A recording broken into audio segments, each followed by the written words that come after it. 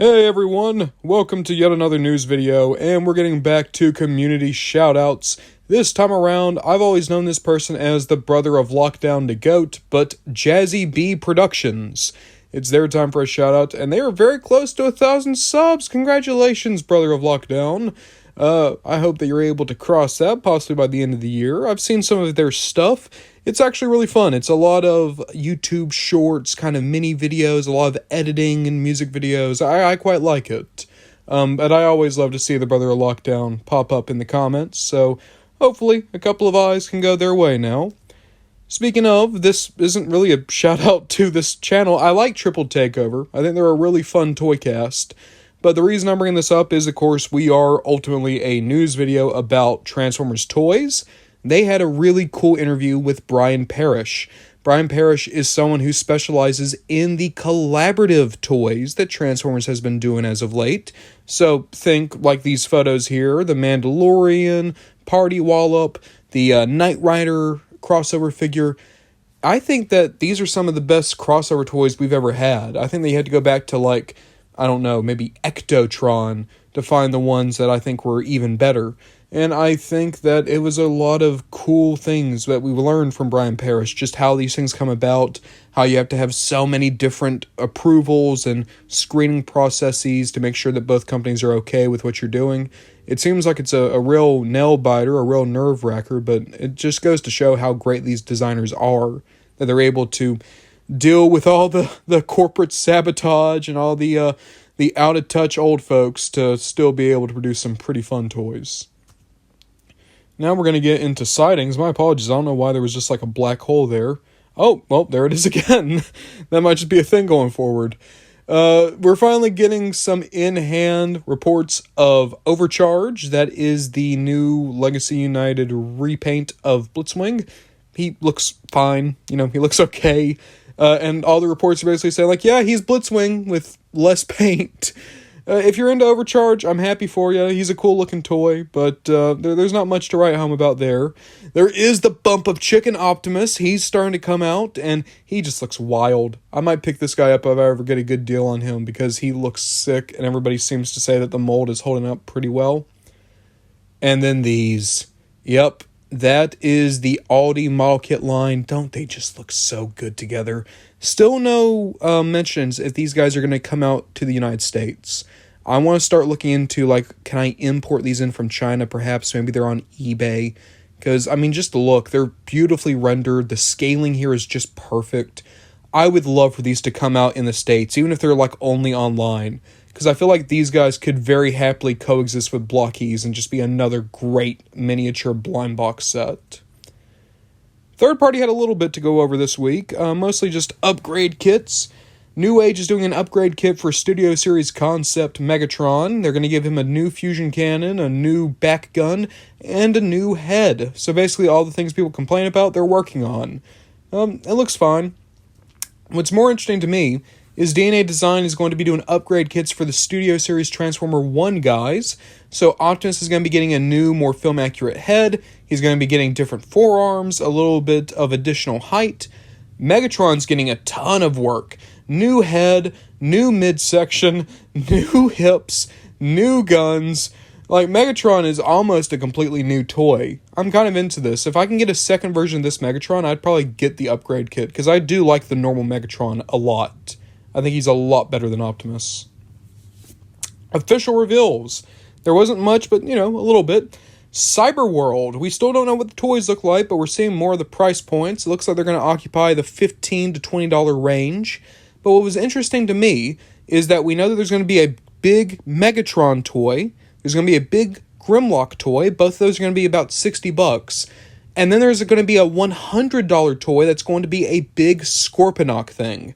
We don't know if that's going to be a play set. We don't know if it's going to be basically a Titan-sized Scorponok. We'll just have to wait and see. But I'm hoping that means Hasbro might actually be spending some money on this toy line. I loved the Earthspark toys, but a lot of them were just repaints because Hasbro refused to actually give the LA design team any budget. So I'm hoping, hey, maybe. Then again, probably not. This is interesting too. So this is essentially a mystery box that you're going to be able to get for Transformers. You can get this through a link on TFW 2005. And it's, if you remember, like, Loot Crate. It's like a Transformers version of that. You get 5 to 8 items. It's going to be $80 value, but you're only spending $60. So if you're into that kind of stuff, maybe that's up your alley. In terms of what's in the box, they're very coy about it. They're just saying, oh, well, it's 8 premium items. So it might be like t-shirts, posters, mugs, maybe a Funko Pop. Maybe like a real bad shelf warmer, like a Titan's Return bomb burst is in there or something. Not Titan's Return, Legacy Evolution. There's no telling. Here's how my stupid brain works, though. I see the Transformer one and I laugh. I see the Godzilla one and I'm like, oh, what if there is a good thing in there? What if there's a King Ghidorah in there? He's on the box. But yeah, the company that does this is doing Godzilla too. And this is a good segue to talk about some other Godzilla stuff. McFarlane's going to be doing a Batman and King Kong 2-pack. This is because of that Justice League versus Godzilla thing that came out a few years back. The King Kong looks bad. It doesn't look like Monsterverse King Kong at all. With the alternate head, it honestly looks much more like Gorilla Grodd. But it is kind of cool that they gave you the mini Page Puncher Batman so he can hold Batman. But then that's a whole other problem, because that means that this King Kong would be perfect for the scale of original King Kong, but he's way too tiny for Monsterverse King Kong. Oh no. McFarlane's gonna McFarlane. This isn't even toy related, but we'll get toys of it. There is going to potentially be a sequel to -1. Toho has started production of a new Godzilla movie, and all of the team from -1 is going to be working on it. I'm hoping that means -1 sequel. Come on, let's have Godzilla +1 or Godzilla -2, whatever you want to call it. No, how great would it be if it was Godzilla -1 2? Ah! I'm excited. I really, really enjoyed Godzilla -1. It's kind of kickstarted the latent Godzilla fan that's been in me all these years. So hopefully that'll be something. Yellow Park is showing off their new Pro Series Scourge. This is the Scourge kit they've done before, but now with some remolding, better paint, some electronics. It'll be cool. And to wrap us up today, this is the original sketch of Big Convoy. So this was the original Takara Tomy, just like drawn on a bar napkin idea as to what Big Convoy could look like. It's not toy news, but I just love seeing stuff like this because it's important. It's important to understanding the history of these toys, that we sometimes get these sketches. And you can see this is very rough, but what amazes me is you can actually figure out like where all the pieces of Big Convoy are. You can see him here. You can make out his head horns. You can make out where his gun is. It's really amazing to me how the designers can literally just like, as a sketch, just perfectly create a design and then from there be like, yeah, we can probably turn this into 3D. Why not? It's staggering to me. These people are artists and engineers. We were talking about Mr. Parrish earlier. It just goes to show the amount of creativity and the amount of expertise that has to go into making Transformers toys. And I think it's really easy to have people take those things for granted. But that's something I just wanted to show off because I thought it was really cool seeing this sketch of Big Convoy. And that's the end of the news video. Overall, it was a pretty light week. Christmas is right around the corner, and there's probably not going to be many reveals until we get closer to January. Until that happens, it's probably going to be some pretty slow news weeks.